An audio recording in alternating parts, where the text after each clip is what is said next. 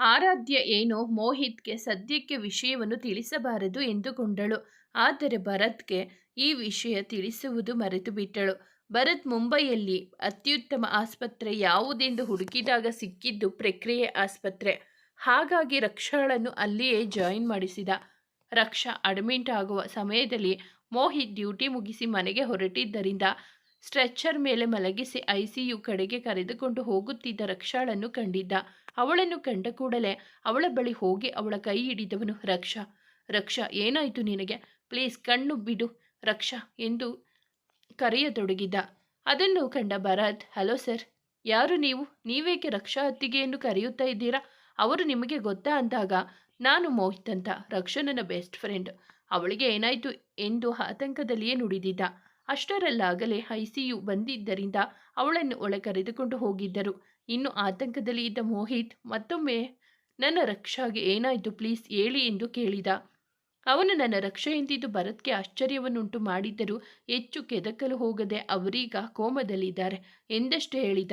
ಮೋಹಿತ್ ಮತ್ತಿನ್ನೇನು ಕೇಳಬೇಕೆನ್ನುವಷ್ಟರಲ್ಲಿ ಭರತ್ಗೆ ಕಾಲ್ ಬಂದಿದ್ದರಿಂದ ಅಲ್ಲಿಂದ ಸರಿದು ಹೋಗಿದ್ದ.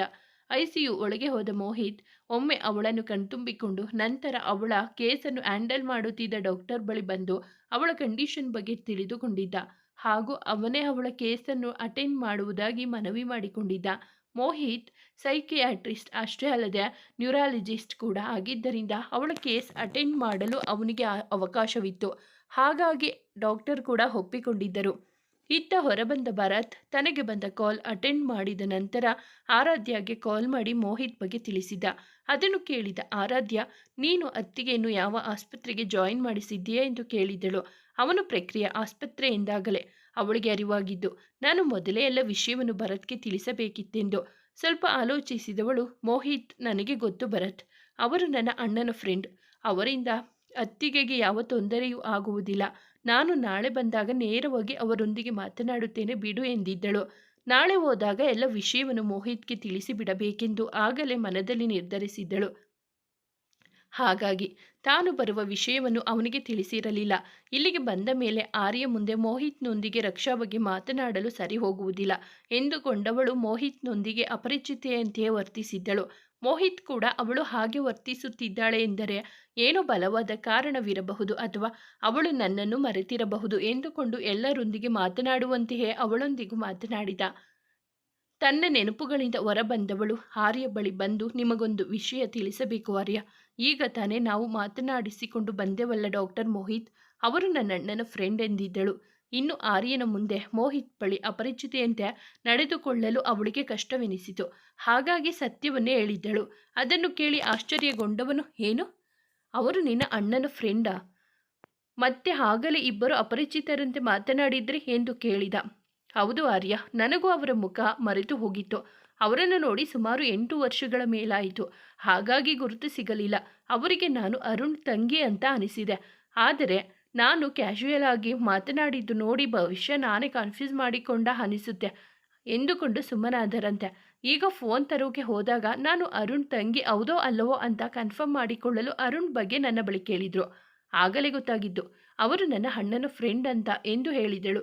ಅವಳ ಮಾತು ಕೇಳಿ ಮುಗುಲ್ ನಕ್ಕವನು, ಹಾಗಾದರೆ ಒಳ್ಳೆಯದೇ ಆಯಿತು. ಇನ್ನು ಮುಂದೆ ಅಕ್ಕನ ವಿಷಯದಲ್ಲಿ ಸ್ವಲ್ಪ ನಿರಾಳವಾಗಿರಬಹುದು.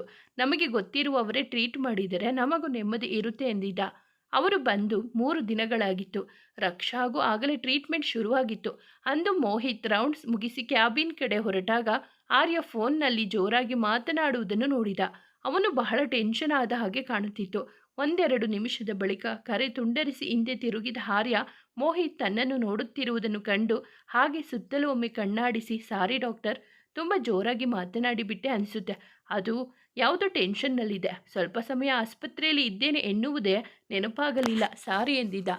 ಅವನ ಮಾತಿಗೆ ಮುಗುಳ್ನಕ್ಕ ಮೋಹಿತ್, ಇಟ್ಸ್ ಓಕೆ ಮಿಸ್ಟರ್ ಆರ್ಯ, ಆದರೆ ಮತ್ತೆ ಇದು ರಿಪೀಟ್ ಆಗಬಾರದು ಅಷ್ಟೇ.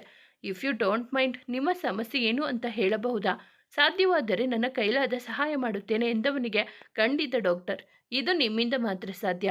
ನಾನು ಅರ್ಜೆಂಟಾಗಿ ಬೆಂಗಳೂರಿಗೆ ಹೊರಡಬೇಕು. ನನ್ನ ಬಿಸ್ನೆಸ್ಸಲ್ಲಿ ಸ್ವಲ್ಪ ಸಮಸ್ಯೆ ಆಗಿದೆ. ನೀವು ಎಷ್ಟು ಸಾಧ್ಯವೋ ಅಷ್ಟು ಬೇಗ ಅಕ್ಕನ ಟ್ರೀಟ್ಮೆಂಟ್ ಮುಗಿಸಬಹುದಾ? ಅಥವಾ ಅವಳನ್ನು ಬೆಂಗಳೂರಿಗೆ ಶಿಫ್ಟ್ ಮಾಡಿ ಅಲ್ಲಿಯೇ ಟ್ರೀಟ್ಮೆಂಟ್ ಕೊಡಲು ಸಾಧ್ಯ ಎಂದು ಕೇಳಿದ. ಅವನ ಮಾತಿಗೆ ಅಸಮಾಧಾನಗೊಂಡ ಮೋಹಿತ್, ಬೇಗ ಮುಗಿಸೋಕೆ ಅದೇನು ಬಿಸ್ನೆಸ್ ಡೀಲ್ ಅಂದುಕೊಂಡಿದ್ದೀರಾ ಮಿಸ್ಟರ್ ಆರ್ಯ? ಈಗ ತಾನೇ ಅವರ ಟ್ರೀಟ್ಮೆಂಟ್ ಶುರುವಾಗಿದೆ. ಅದು ಎಷ್ಟು ಸಮಯ ತೆಗೆದುಕೊಳ್ಳಬಹುದು ಅಂತ ಕೂಡ ಸರಿಯಾಗಿ ತಿಳಿದಿಲ್ಲ. ಇನ್ನು ಅವರನ್ನು ಬೆಂಗಳೂರಿಗೆ ಶಿಫ್ಟ್ ಮಾಡಲು ಸಾಧ್ಯವಿಲ್ಲ. ಸದ್ಯಕ್ಕೆ ಇನ್ನೂ 1 ತಿಂಗಳಾದರೂ ಅವರು ಇಲ್ಲಿಯೇ ಇರಬೇಕಾಗುತ್ತದೆ ಎಂದು ಕೊಂಚ ಹೊರಟಾಗಿಯೇ ಹೇಳಿದ. ಮೋಹಿತ್ ಮಾತು ಕೇಳಿ ಆರ್ಯ ಏನು ಮಾತನಾಡದೆ ನಿಂತುಬಿಟ್ಟ. ಅವನಿಗೂ ಅವನ ಹಕ್ಕನೆ ಮೊದಲ ಆದ್ಯತೆ. ಆದರೆ ಕೆಲಸದ ಒತ್ತಡಗಳು ಕೂಡ ಹಾಗೇ ಇತ್ತು. ಹಾಗಾಗಿ ಮೋಹಿತ್ ಬಳಿ ಹಾಗೆ ಕೇಳಿದ. ಮೋಹಿತ್ಗೂ ಅವನ ಪರಿಸ್ಥಿತಿ ಅರ್ಥವಾಗಿತ್ತು. ಆದರೆ ಅವನು ಅವಸರ ಮಾಡಿ ರಕ್ಷಾಳನ್ನು ವಾಪಸ್ ಕರೆದುಕೊಂಡು ಹೋಗಿಬಿಟ್ಟರೆ ಎಂಬ ಯೋಚನೆಯಲ್ಲಿ ಹಾಗೆ ಮಾತನಾಡಿದ. ಆರ್ಯ ಏನು ಮಾತನಾಡದೆ ನಿಂತಿದ್ದನ್ನು ಕಂಡವನಿಗೆ ನಾನೇ ಅತಿಯಾಗಿ ವರ್ತಿಸಿಬಿಟ್ಟೆನಾ ಎನಿಸಿತು ಸುಳ್ಳಲ್ಲ. ಹಾಗೆಂದು ರಕ್ಷಾಳನ್ನು ಬಿಟ್ಟುಕೊಡಲು ಅವನ ಮನಸ್ಸು ಸಿದ್ಧವಿರಲಿಲ್ಲ. ಕೊನೆಗೆ ಅವನೇ ನಿಮ್ಮ ಕಷ್ಟ ನನಗೆ ಅರ್ಥವಾಗುತ್ತೆ ಮಿಸ್ಟರ್ ಆರ್ಯ. ಆದರೆ ನಾನೇನು ಮಾಡುವ ಪರಿಸ್ಥಿತಿಯಲ್ಲಿ ಇಲ್ಲ. ಈಗಾಗಲೇ ಟ್ರೀಟ್ಮೆಂಟ್ ಶುರುವಾಗಿದೆ. ರಕ್ಷಾ ಕೂಡ ಅದಕ್ಕೆ ಸ್ಪಂದಿಸುತ್ತಿದ್ದಾಳೆ. ಈ ಟ್ರೀಟ್ಮೆಂಟ್ ಮುಗಿಯುವವರೆಗೂ ಅವಳನ್ನು ಎಲ್ಲಿಗೂ ಶಿಫ್ಟ್ ಮಾಡಲು ಸಾಧ್ಯವಿಲ್ಲ. ಹಾಗೊಂದು ವೇಳೆ ಮಾಡಿದರೆ ಮತ್ತೆ ಅವಳ ಆರೋಗ್ಯದಲ್ಲಿ ಏರುಪೇರಾಗುವ ಸಾಧ್ಯತೆ ಇದೆ. ಕನಿಷ್ಠ ಇನ್ನೊಂದು ತಿಂಗಳಾಗುವವರೆಗೂ ಅವಳು ಇಲ್ಲಿಯೇ ಇರಬೇಕಾಗುತ್ತದೆ. ನಂತರ ಬೇಕಾದರೆ ಬೆಂಗಳೂರಿನಲ್ಲಿಯೇ ಟ್ರೀಟ್ಮೆಂಟ್ ಮುಂದುವರಿಸಬಹುದು. ನಿಮಗೆ ಅಷ್ಟೊಂದು ಅರ್ಜೆಂಟ್ ಕೆಲಸವಿದ್ದರೆ ನೀವು ಹಾಗೂ ಆರಾಧ್ಯ ಈಗಲೇ ಬೆಂಗಳೂರಿಗೆ ಹೊರಡಿ. ರಕ್ಷಾ ಜವಾಬ್ದಾರಿ ನನಗಿರಲಿ. 1 ತಿಂಗಳ ನಂತರ ನಾನೇ ಅವರನ್ನು ಬೆಂಗಳೂರಿಗೆ ಶಿಫ್ಟ್ ಮಾಡಿಸುತ್ತೇನೆ ಎಂದಿದ್ದ. ಅವನ ಮಾತಿಗೆ ಆರ್ಯ ಸಮ್ಮತಿ ಕೊಟ್ಟನಾದರೂ ಮೋಹಿತ್ ಮಾತನಾಡುವ ಭರದಲ್ಲಿ ರಕ್ಷಾಳನ್ನು ಏಕವಚನದಿಂದ ಸಂಭವಿಸಿದ್ದು ಅವನ ಮನದಲ್ಲಿ ಪ್ರಶ್ನೆಯಾಗಿಯೇ ಉಳಿದಿತ್ತು. ಅದೇಕೋ ಅದನ್ನು ಮೋಹಿತ್ ಬಳಿ ಕೇಳಬೇಕು ಎನಿಸಲಿಲ್ಲ. ಮರುದಿನವೇ ರಕ್ಷಾಳ ಜವಾಬ್ದಾರಿಯನ್ನು ಮೋಹಿತ್ಗೆ ವಹಿಸಿ ಇಬ್ಬರು ಬೆಂಗಳೂರಿನ ದಾರಿ ಹಿಡಿದಿದ್ದರು. ಅತ್ತ ಅವರು ಹೋಗುತ್ತಿದ್ದಂತೆ ಮೋಹಿತ್ ನಿರಾಳನಾಗಿದ್ದ. ಇನ್ನೊಂದು ತಿಂಗಳಲ್ಲಿ ಹೇಗಾದರೂ ರಕ್ಷಾಳನ್ನು ಸರಿ ಮಾಡುವ ಯೋಚನೆಯಲ್ಲಿದ್ದ. ಅದಕ್ಕಿಂತ ಹೆಚ್ಚಾಗಿ ಅವಳೊಂದಿಗೆ ಮನಸ್ಸು ಬಿಚ್ಚಿ ಮಾತನಾಡಲು ತವಕಿಸಿದ್ದ. ಇಷ್ಟು ದಿನ ಅವನೇ ಅವಳಿಗೆ ಟ್ರೀಟ್ಮೆಂಟ್ ಮಾಡಿದನಾದರೂ ಆರಾಧ್ಯ ಹಾಗೂ ಆರ್ಯ ಇದ್ದಿದ್ದರಿಂದ ಅವನೊಂದಿಗೆ ಮನಬಿಚ್ಚಿ ಮಾತನಾಡಲು ಅವಕಾಶ ಸಿಕ್ಕಿರಲಿಲ್ಲ. ಇಂದು ಅವರು ಹೋದ ಕೂಡಲೇ ರಕ್ಷಾ ಬಳಿ ಬಂದವನು ಅವಳ ಕೈ ಹಿಡಿದು ರಕ್ಷು ಎನ್ನುತ್ತಲೇ ಮಾತು ಶುರು ಮಾಡಿದವನು ತನ್ನ ಪ್ರೀತಿಯನ್ನು ಮಾತಿನಲ್ಲಿಯೇ ಅವಳ ಸುಪ್ತ ಮನಸ್ಸಿಗೆ ರವಾನಿಸಿದ. ರಕ್ಷಾ ಕೋಮದಲ್ಲಿದ್ದರೂ ಅವಳ ಸುಪ್ತ ಮನಸ್ಸು ಇನ್ನೂ ಜಾಗೃತವಾಗಿಯೇ ಇತ್ತು. ಅವನು ರಕ್ಷು ಎಂದು ಕರೆದಾಗಲೇ ಅವಳ ಸುಪ್ತ ಮನಸ್ಸಿಗೆ ತಿಳಿದು ಹೋಗಿತ್ತು ಅದು ಮೋಹಿತ್ ಎಂದು. ಏಕೆಂದರೆ ಅವನನ್ನು ಹೊರತುಪಡಿಸಿ ಬೇರೆ ಯಾರು ಅವಳನ್ನು ರಕ್ಷು ಎಂದು ಕರೆಯುತ್ತಿರಲಿಲ್ಲ. ಅವನು ಅವಳ ಪ್ರೀತಿಯನ್ನು ಎಳೆ ಎಳೆಯಾಗಿ ಬಿಚ್ಚಿಡುತ್ತಿದ್ದರೆ ಅವಳ ಮನಸ್ಸು ಒಳಗೊಳಗೆ ವೇದನೆ ಅನುಭವಿಸುತ್ತಿತ್ತು. ಇಂತಹ ನಿಷ್ಕಲ್ಮಶ ಪ್ರೀತಿಯನ್ನು ನಿರಾಕರಿಸಿ ಆ ಮೋಸಗಾರನನ್ನು ಮದುವೆಯಾಗಿದ್ದಕ್ಕೆ ತನಗೆ ಸರಿಯಾದ ಶಾಸ್ತಿಯಾಯಿತು ಎಂದು ಅವಳೇ ದೂಷಿಸಿಕೊಂಡಿದ್ದಳು.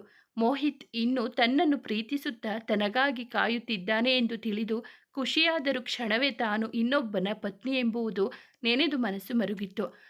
ಆದರೆ ಇದ್ಯಾವ ಭಾವನೆಗಳನ್ನು ಹೊರಸೂಸಲಾಗದೆ ಅವಳ ದೇಹ ನಿಶ್ಚಲವಾಗಿತ್ತು.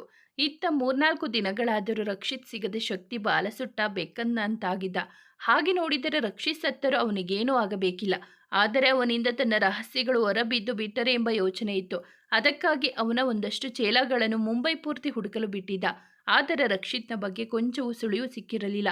ಮುಂಬೈಯಲ್ಲಿರುವ ಎಲ್ಲ ಆಸ್ಪತ್ರೆಗಳಲ್ಲಿ ಹುಡುಕಿದರೂ ರಕ್ಷಾ ಬಗ್ಗೆ ಸುಳಿವು ಸಿಕ್ಕಿರಲಿಲ್ಲ.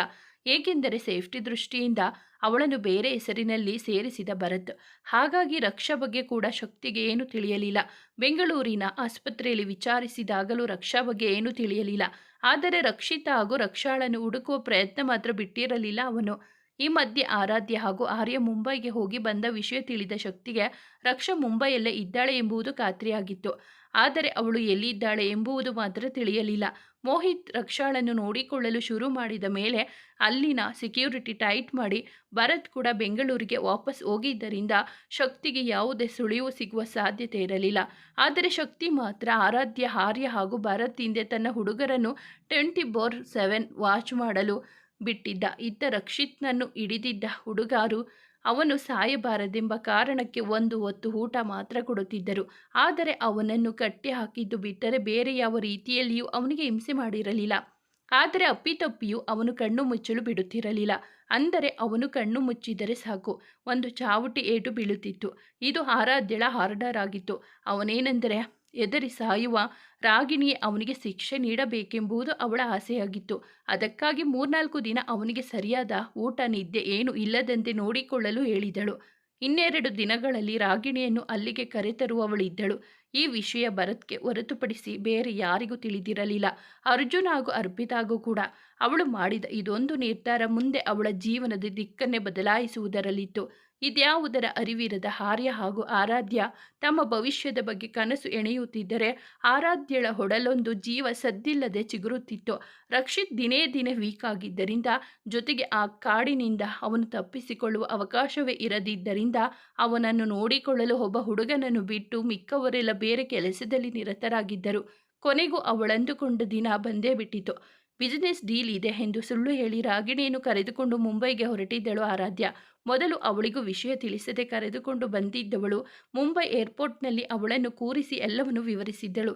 ರಕ್ಷಿತ್ನನ್ನು ಕೊಚ್ಚಿ ಹಾಕುವಷ್ಟು ಕೋಪವಿದ್ದರೂ ಒಂದು ರೀತಿಯ ಭಯವೂ ಇತ್ತು ಅವಳಿಗೆ. ಮೊದಮೊದಲು ಅವಳು ಹೆದರಿಕೊಂಡರು. ನಂತರ ಆರಾಧ್ಯ ಕೊಟ್ಟ ಧೈರ್ಯದಿಂದ ಅವಳೊಂದಿಗೆ ಹೊರಟಿದ್ದಳು.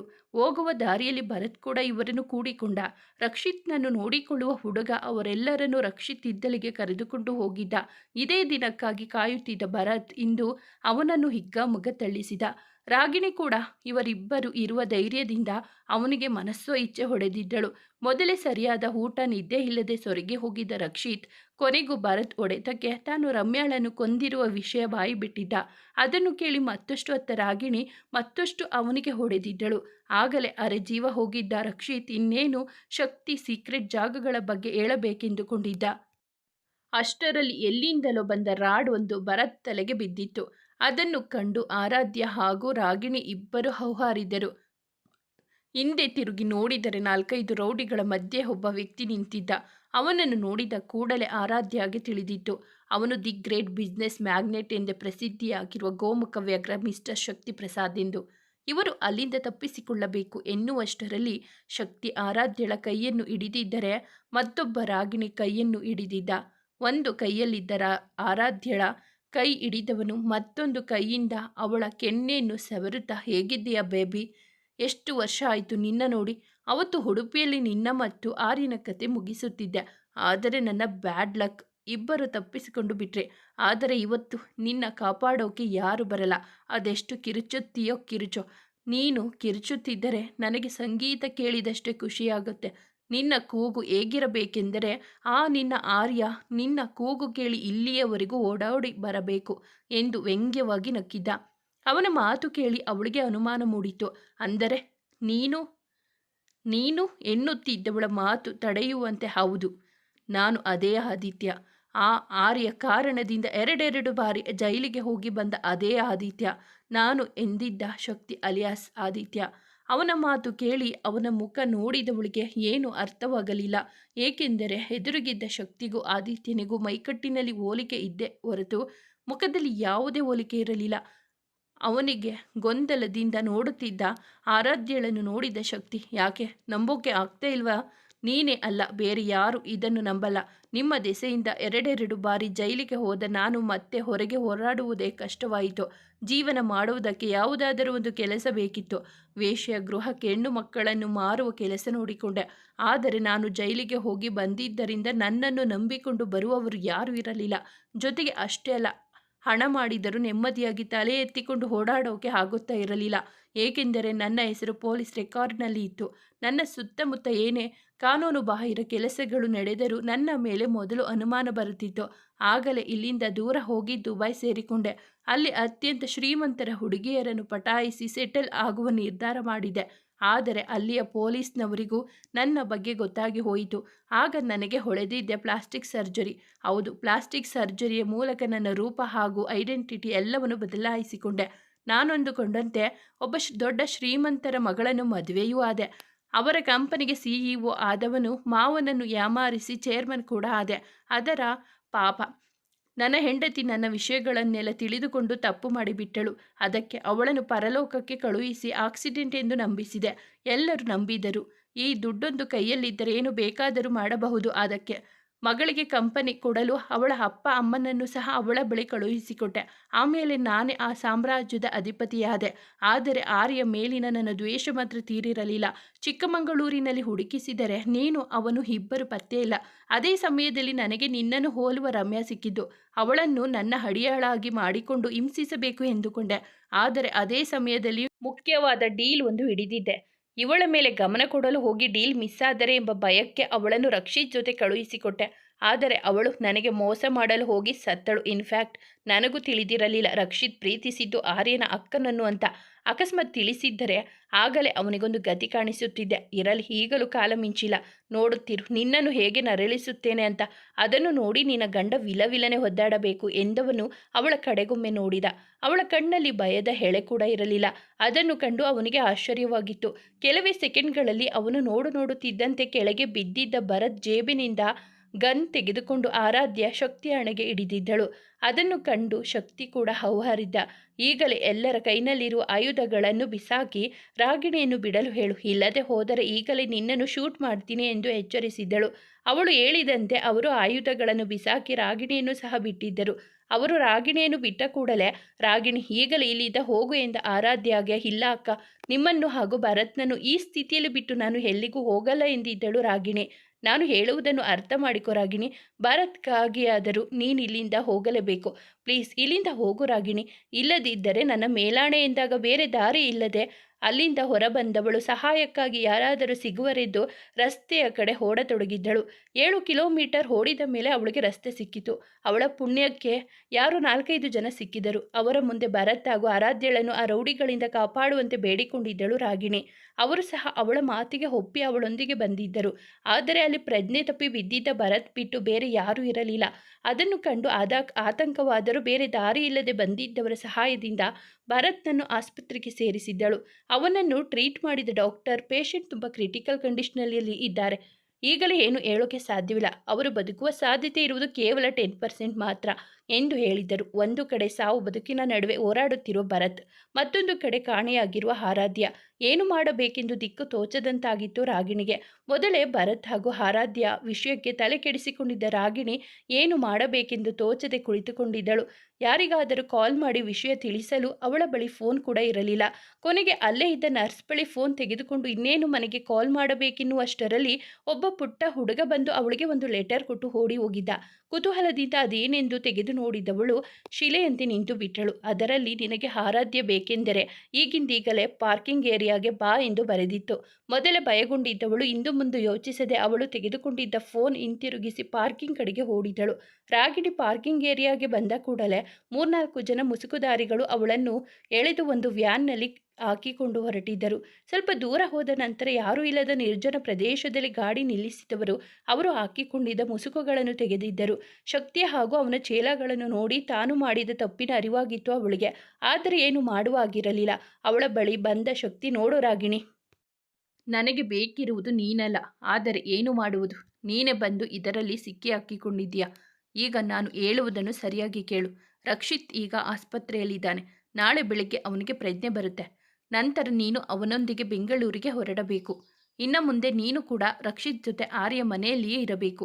ಅವನು ಹೇಳಿದ ಕೆಲಸಗಳನ್ನು ಚಾಚು ತಪ್ಪದೆ ಪಾಲಿಸಬೇಕು. ಇಲ್ಲದೆ ಹೋದರೆ ಇಲ್ಲಿ ಇರುವ ಭರತ್ ಜೀವ ಪರಲೋಕ ಸೇರುತ್ತೆ. ನಾನು ಮನಸ್ಸು ಮಾಡಿದರೆ ಈಗಲೇ ಭರತ್ನನ್ನು ಕೊಂದು ನಿನ್ನನ್ನು ನನ್ನ ಜೊತೆ ಕರೆದುಕೊಂಡು ಹೋಗಬಹುದು. ಆದರೆ ನಮ್ಮ ಕೆಲಸ ಪೂರ್ತಿಯಾಗುವವರೆಗೂ ಯಾರಿಗೂ ಅನುಮಾನ ಬರಬಾರದೆಂದೇ ನಿನ್ನನ್ನು ಸುಮ್ಮನೆ ಬಿಡುತ್ತಿರುವುದು. ಹಾಗಂತ ಅಪ್ಪಿತಪ್ಪಿ ನಮ್ಮ ವಿಷಯ ಯಾರಿಗಾದರೂ ತಿಳಿಸಿದರೆ ಇಲ್ಲಿ ಎಲ್ಲವೂ ಒಟ್ಟಿಗೆ ಹೋಗುತ್ತೆ. ಮತ್ತೆ ಅದೆಲ್ಲದಕ್ಕೂ ನೀನೇ ಕಾರಣಳಾಗಿರುತ್ತೀಯ ಎಂದಿದ್ದ.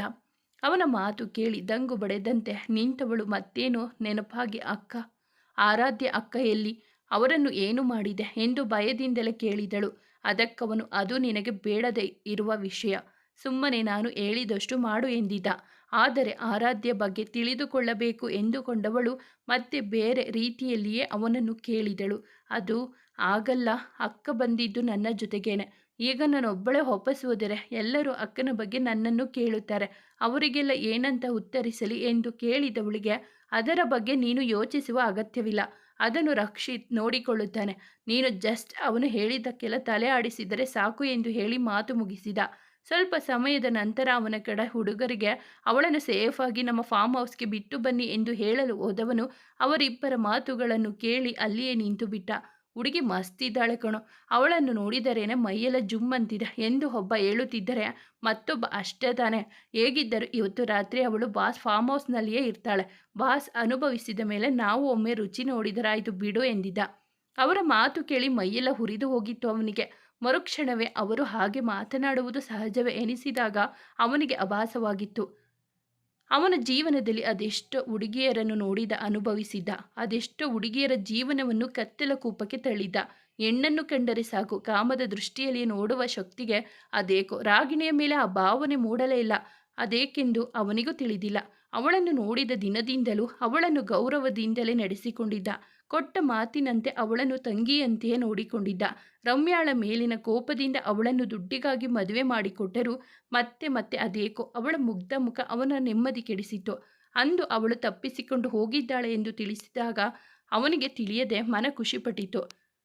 ಇದೆಲ್ಲವನ್ನು ನೆನಪಿದವನು ಒಮ್ಮೆ ತಲೆಕೊಡವಿ ಮತ್ತೆ ವಾಸ್ತವಕ್ಕೆ ಬಂದಿದ್ದ. ಅವನ ಕಡೆಯ ಹುಡುಗರ ಮೇಲೆ ನಂಬಿಕೆ ಇಡದೆ ಅವನೇ ಅವಳನ್ನು ಫಾರ್ಮ್ ಹೌಸ್ಗೆ ಕರೆದುಕೊಂಡು ಹೋಗಿದ್ದ. ಮೊದಲೇ ಭಯದಲ್ಲಿದ್ದ ರಾಗಿಣಿ ಮತ್ತಷ್ಟು ಆತಂಕಪಟ್ಟಿದ್ದಳು.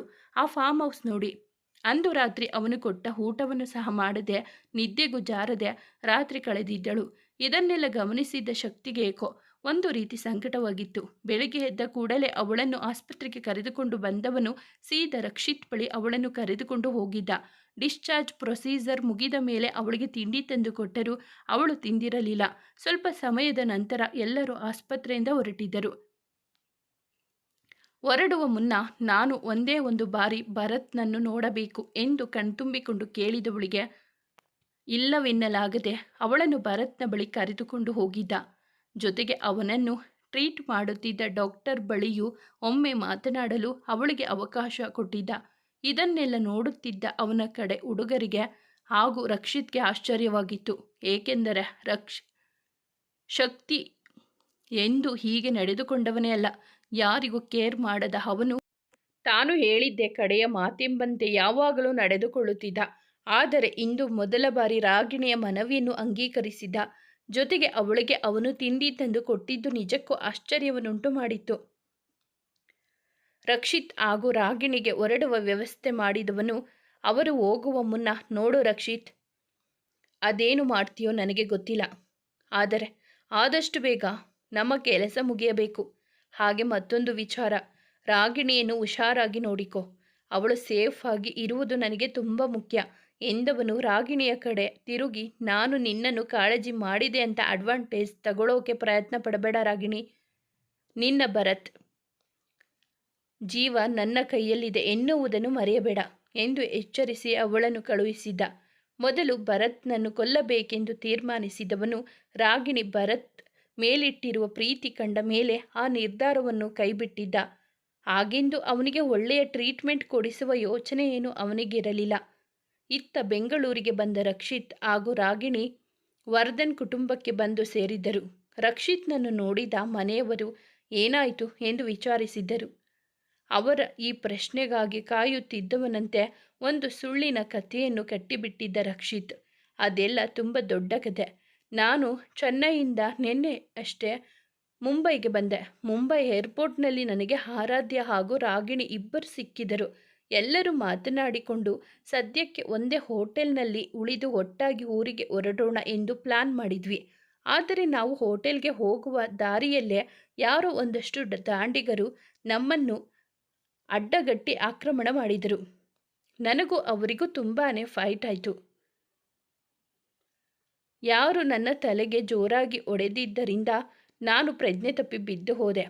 ನಂತರ ಎಚ್ಚರವಾದಾಗ ಅವರೆಲ್ಲ ರಾಗಿಣಿಯನ್ನು ತಳ್ಳಿ ಆರಾಧ್ಯಳನ್ನು ಎಳೆದುಕೊಂಡು ಹೋದರು ಅಂತ ತಿಳಿಯಿತು. ಸದ್ಯಕ್ಕೆ ಅಲ್ಲಿ ಪೊಲೀಸ್ ಕಂಪ್ಲೇಂಟ್ ಕೊಟ್ಟು ತಕ್ಷಣ ಇಲ್ಲಿಗೆ ಹೊರಟು ಬಂದ್ವಿ ಎಂದಿದ್ದ. ಅದೇ ಸಮಯಕ್ಕೆ ರಕ್ಷಿತ್ನ ಫೋನ್ ಬಡಿದುಕೊಳ್ಳಲಾರಂಭಿಸಿತ್ತು. ಅದನ್ನು ತೆಗೆದು ಮಾತನಾಡಿದವನು, ವಾಟ್, ಇದೇನು ಹೇಳ್ತಿದ್ದೀರಾ ಸರ್ ನೀವು, ಇದೆಲ್ಲ ನಿಜಾನಾ ಎಂದು ಕುಸಿದು ಕುಳಿತಿದ್ದ. ಅದನ್ನು ಕಂಡು ಮನೆಯವರೆಲ್ಲ ಗಾಬರಿಯಾಗಿದ್ದರೆ ಅವನ ನಾಟಕ ತಿಳಿದಿದ್ದ ರಾಗಿಣಿ ಮಾತ್ರ ಏನು ಹೇಳಲಾಗದೆ ಚಡಪಡಿಸಿದ್ದಳು. ಅವನ ಬಳಿ ಬಂದ ಆರ್ಯ ಅವನ ಭುಜ ಹಿಡಿದು, ಬಾವ ಏನಾಯಿತು ಬಾವ ಯಾಕೀಗೆ ಕುಸಿದು ಕುಳಿತು ಬಿಟ್ರಿ? ಆರಾಧ್ಯ ಬಗ್ಗೆ ಏನಾದರೂ ಗೊತ್ತಾಯ್ತಾ? ಅವಳಿಗೇನು ಅಪಾಯವಾಗಿಲ್ಲ ತಾನೆ ಎಂದು ಭಯದಲ್ಲಿಯೇ ಕೇಳಿದ ಆರ್ಯ. ಪರಿಸ್ಥಿತಿ ಕಂಡು ಒಳಗೊಳಗೆ ನಗುತ್ತಿದ್ದ ರಕ್ಷಿತ್ ಮುಖದ ಮೇಲೆ ಬೇಸರದ ಛಾಯೆ ತಂದುಕೊಂಡು ಅದು ಆರಾಧ್ಯಳನ್ನು ಕಿಡ್ನಾಪ್ ಮಾಡಿದ್ದ ರೌಡಿಗಳು ಸಿಕ್ಕಿದ್ದಾರಂತೆ. ಅವರು ಹೇಳಿದ ಪ್ರಕಾರ ಆರಾಧ್ಯ ಅವರಿಂದ ತಪ್ಪಿಸಿಕೊಂಡು ಓಡಿ ಹೋದಳಂತೆ. ಇವರು ಸಹ ಅವಳನ್ನು ಅಟ್ಟಿಸಿಕೊಂಡು ಹೋಗಿದ್ದಾರೆ. ಆದರೆ ಅವರಿಂದ ತಪ್ಪಿಸಿಕೊಳ್ಳುವ ಭರದಲ್ಲಿ ಆರಾಧ್ಯ ಒಂದು ಬೆಟ್ಟದಿಂದ ಬಿದ್ದು ಹೋದಳು ಅಂತ ಹೇಳಿದ್ದಾರೆ. ಪೊಲೀಸ್ನವರು ಕೂಡ ಅಲ್ಲಿ ಹೋಗಿ ನೋಡಿದ್ದಾರೆ. ಅದೊಂದು ಸೂಸೈಡ್ ಸ್ಪಾಟ್ ಅಂತೆ. ಇದುವರೆಗೂ ಅಲ್ಲಿ ಬಿದ್ದವರ ಹೆಣ ಕೂಡ ಸಿಕ್ಕಿಲ್ಲ ಅಂತ ಹೇಳುತ್ತಿದ್ದರು ಎಂದು ಹೇಳಿದಾಗ ಆರ್ಯ ಸಂಪೂರ್ಣ ಕುಸಿದು ಹೋದ. ಅದೇ ಸಮಯಕ್ಕೆ ಅಲ್ಲಿಗೆ ಬಂದಿದ್ದ ಅರ್ಪಿತಾ ಹಾಗೂ ಅರ್ಜುನ್ ಕೂಡ ಅದನ್ನು ಕೇಳಿಸಿಕೊಂಡಿದ್ದರು. ಆರ್ಯ ಬಳಿ ಬಂದು ಅವನನ್ನು ಸಮಾಧಾನ ಮಾಡಿದ ಅವರು, ಸಮಾಧಾನ ಮಾಡ್ಕೊ ಆರ್ಯ, ಅದು ಆ ರೌಡಿಗಳು ಹೇಳಿರುವ ಮಾಹಿತಿ ಅಷ್ಟೆ. ಅದು ಎಷ್ಟು ನಿಜ ಎಷ್ಟು ಸುಳ್ಳು ಎನ್ನುವುದು ಯಾರಿಗೂ ಗೊತ್ತಿಲ್ಲ. ನಾವು ಈಗಲೇ ಮುಂಬೈಗೆ ಹೋಗೋಣ. ಅಲ್ಲಿ ಹೋದರೆ ನಮಗೆ ಏನಾದರೂ ವಿಷಯ ತಿಳಿಯಬಹುದು ಎಂದು ಹೇಳಿದರು. ಆರ್ಯನಿಗೂ ಅದೇ ಸರಿ ಎನಿಸಿತು.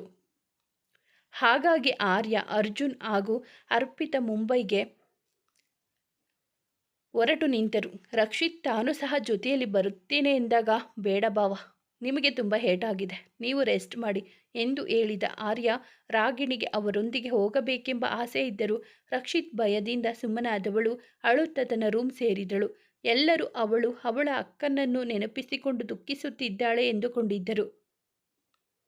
ಮುಂಬೈ ತಲುಪಿದ ಆರ್ಯ, ಅರ್ಜುನ್ ಹಾಗೂ ಅರ್ಪಿತಾ ಪೊಲೀಸರನ್ನು ಸಂಪರ್ಕಿಸಿದ್ದರು. ಅವನಿಗೀಗಲೂ ಆ ರೌಡಿಗಳು ಹೇಳುತ್ತಿರುವುದು ಸುಳ್ಳು ಎಂದು ಅನಿಸಿತು. ಹಾಗಾಗಿ ಪೊಲೀಸ್ ಬಳಿ ಅದರ ಬಗ್ಗೆ ತಿಳಿದುಕೊಳ್ಳಲು ಬಂದಿದ್ದರು. ನಡೆದ ಘಟನೆಯ ಬಗ್ಗೆ ಮತ್ತೊಮ್ಮೆ ಹೇಳಿದ ಪೊಲೀಸರು, ಅವರು ಹಾಗೆ ಹೇಳಿದಾಗ ನಮಗೂ ಅನುಮಾನವಿತ್ತು, ಅದು ಸತ್ಯವೋ ಸುಳ್ಳೋ ಅಂತ. ಆದರೆ ಅಲ್ಲಿನ ಸುತ್ತಮುತ್ತಲಿನ CCTVಗಳನ್ನು ಚೆಕ್ ಮಾಡಿದಾಗ ಅದು ನಿಜ ಅಂತ ತಿಳಿಯಿತು. ಅದು ಅಲ್ಲದೆ ಅದು ಸೂಸೈಡ್ ಸ್ಪಾಟ್ ಆಗಿದ್ದರಿಂದ, ಜೊತೆಗೆ ಅಲ್ಲಿ ಬಿದ್ದವರ ಹೆಣ ಕೂಡ ಸಿಗದೆ ಇದ್ದುದರಿಂದ ಅದೇ ಸ್ಪಾಟ್ನಲ್ಲಿ ಒಂದು CCTV ಕ್ಯಾಮೆರಾ ಕೂಡ ಫಿಕ್ಸ್ ಮಾಡಲಾಗಿತ್ತು.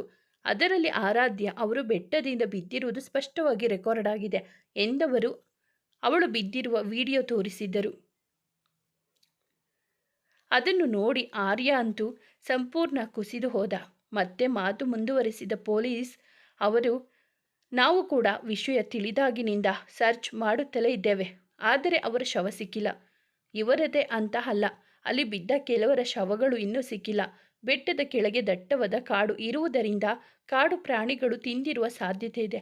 ನಾವು ಕಾಡಿನಲ್ಲಿಯೂ ಹುಡುಕುತ್ತಿದ್ದೇವೆ. ಏನಾದರೂ ವಿಷಯ ತಿಳಿದರೆ ನಿಮಗೆ ತಿಳಿಸುತ್ತೇವೆ. ಆದರೆ ಒಂದಂತೂ ಸತ್ಯ, ಅವರು ಬದುಕಿರುವ ಸಾಧ್ಯತೆಯೇ ಇಲ್ಲ ಎಂದು ಹೇಳಿದರು. ಅದನ್ನು ಕೇಳಿ ಅರ್ಜುನ್ ಹಾಗೂ ಅರ್ಪಿತಾ ಕಣ್ಣೀರಾಕಿದ್ದರೆ ಆರ್ಯ ಮಾತ್ರ ಕಲ್ಲು ಬಂಡೆಯಂತೆ ಕುಳಿತು ಬಿಟ್ಟಿದ್ದ. ಎಷ್ಟೇ ಮಾತನಾಡಿಸಿದರೂ ಅವನಿಂದ ಯಾವುದೇ ಪ್ರತಿಕ್ರಿಯೆ ಬಂದಿರಲಿಲ್ಲ.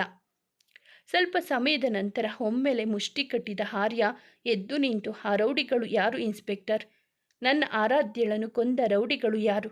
ಅವರಿಗೆ ಆರಾಧ್ಯ ಹಿಂದೆ ಬಿದ್ದಿದ್ದು. ನಾನೀಗಲೇ ಅವರನ್ನು ನೋಡಬೇಕು ಎಂದು ಕೋಪದಲ್ಲಿ ಅಬ್ಬರಿಸಿದ ಆರ್ಯ. ಅವನ ಕೋಪ ಕಂಡ ಕ್ಷಣ ಪೊಲೀಸರೇ ಬೆಚ್ಚಿದ್ದರು. ಮರುಕ್ಷಣವೇ ಚೇತರಿಸಿಕೊಂಡ ಇನ್ಸ್ಪೆಕ್ಟರ್, ಕೂಲ್ ಮಿಸ್ಟರ್ ಆರ್ಯ, ಕಾಮ್ ಡೌನ್. ನಾನಾಗಲೇ ಅದರ ಬಗ್ಗೆ ಅವರನ್ನು ವಿಚಾರಿಸಿದ್ದೇನೆ. ಅವರೆಲ್ಲ ದುಡ್ಡಿನ ಆಸೆಗೆ ಈ ಕೆಲಸ ಮಾಡಿದ್ದಾರೆ ಅಷ್ಟೇ. ಇನ್ಫ್ಯಾಕ್ಟ್ ಅವರಿಗೆ ಈ ಕೆಲಸ ವಹಿಸಿದವರು ಯಾರು ಅಂತ ಅವರಿಗೂ ತಿಳಿದಿಲ್ಲ ಎಂದಿದ್ದರು. ಅದನ್ನು ಕೇಳಿ ಮೂವರಿಗೂ ಆಶ್ಚರ್ಯ ಆಗಿತ್ತು. What do you mean sir ಎಂದು ಎಲ್ಲರಿಗಿಂತ ಮೊದಲೇ ಕೇಳಿದಳು ಅರ್ಪಿತಾ. ಅದಕ್ಕೆ ಇನ್ಸ್ಪೆಕ್ಟರ್, ಹೌದು ಮೇಡಮ್, ಅವರಿಗೆ ಈ ಕೆಲಸ ವಹಿಸಿದವರು ಅವರಿಗೆ ಕಾಲ್ ಮಾಡಿ ಡೀಲ್ ಕೊಟ್ಟಿದ್ದಾರೆ ಹಾಗೂ ಇವರ ಅಕೌಂಟ್ಗೆ ಹಣ ಟ್ರಾನ್ಸ್ಫರ್ ಮಾಡಿದ್ದಾರೆ. ಅವರು ಉಪಯೋಗಿಸಿರುವುದು ಯಾವುದೋ ಫೇಕ್ ಐಡೆಂಟಿಟಿ ಇರುವ ಜೊತೆಗೆ ಆ ಅಕೌಂಟ್ ಕೂಡ ಫೇಕ್. ಹಾಗಾಗಿ ಅವರ ಬಗ್ಗೆ ಯಾವುದೇ ಮಾಹಿತಿ ಸಿಗಲಿಲ್ಲ ಎಂದು ಹೇಳಿದರು. ಆರ್ಯ ಒಮ್ಮೆ ಆ ರೌಡಿಗಳನ್ನು ನೋಡಬೇಕೆಂದು ರಿಕ್ವೆಸ್ಟ್ ಮಾಡಿಕೊಂಡವನು ಅವರನ್ನು ಹಿಗ್ಗಾಮುಗ್ಗಾ ತಳ್ಳಿಸಿದ. ಕೊನೆಗೆ ಅವರೆಲ್ಲಿ ಸತ್ತು ಹೋಗುವರೋ ಎಂಬ ಭಯಕ್ಕೆ ಇನ್ಸ್ಪೆಕ್ಟರ್ ಹಾಗೂ ಅರ್ಜುನ್ ಆರ್ಯನನ್ನು ತಡೆದಿದ್ದರು. ಮುಂದೇನು ಮಾಡಲು ತೋಚದೆ ಮನೆಗೆ ಮರಳಿದ್ದರು ಮೂವರು. ಆದರೆ ಇದೆಲ್ಲದರ ಮಧ್ಯೆ ಭರತ್ ಎಲ್ಲಿ ಹೋದ ಎಂಬುದರ ಬಗ್ಗೆ ಯಾರೂ ಯೋಚಿಸಲೇ ಇಲ್ಲ. ಎಲ್ಲರೂ ಆರಾಧ್ಯ ಸತ್ತಿದ್ದಾಳೆಂದು ನಂಬಿದರೂ ಕೂಡ ಆರ್ಯ ಮಾತ್ರ ಅದನ್ನು ನಂಬಿರಲಿಲ್ಲ. ಮೀಡಿಯಾಗಳು ಮಾತ್ರ ಒಂದಷ್ಟು ದಿನ ಆರಾಧ್ಯಳ ಸಾವಿಗೆ ಅವರಿಗೆ ಬೇಕಾದಂತೆ ಕತೆ ಕಟ್ಟಿ ಪ್ರಸಾರ ಮಾಡಿ ನಂತರ ತಣ್ಣಗಾಗಿದ್ದರು. ವಿಷಯ ತಿಳಿದ ಶ್ರೀನಿವಾಸ್ ಕೂಡ ಹುಷಾರು ತಪ್ಪಿ ಒಂದಷ್ಟು ದಿನ ಆಸ್ಪತ್ರೆ ವಾಸ ಅನುಭವಿಸಿದ್ದರು. ಆಕಾಂಕ್ಷಳ ಆರೋಗ್ಯದ ಮೇಲೆ ಈ ಘಟನೆ ಪರಿಣಾಮ ಬೀರಬಾರದೆಂಬ ಕಾರಣಕ್ಕೆ ಸ್ವಲ್ಪ ದಿನಗಳ ಮಟ್ಟಿಗೆ ಆಕಾಂಕ್ಷ ಹಾಗೂ ಹರ್ಷನನ್ನು ಹಾಸನ್ಗೆ ಕಳುಹಿಸಿದ್ದರು ಮನೆಯವರು. ಇತ್ತ ತನ್ನ ಕೆಲಸ ಮುಗಿಸಬೇಕೆಂದು ಬಂದ ರಕ್ಷಿತ್ಗೆ ದೊಡ್ಡ ಹೊಡೆತವನ್ನೇ ಕೊಟ್ಟಿದ್ದ ಭರತ್. ಅವನು ಚೆನ್ನೈಗೆ ಹೋಗುವ ಮುನ್ನವೇ ರಕ್ಷಾಳ ಎಲ್ಲ ಆಸ್ತಿಗೂ ಆರ್ಯನನ್ನು ಗಾರ್ಡಿಯನಾಗಿ ಮಾಡಿದ.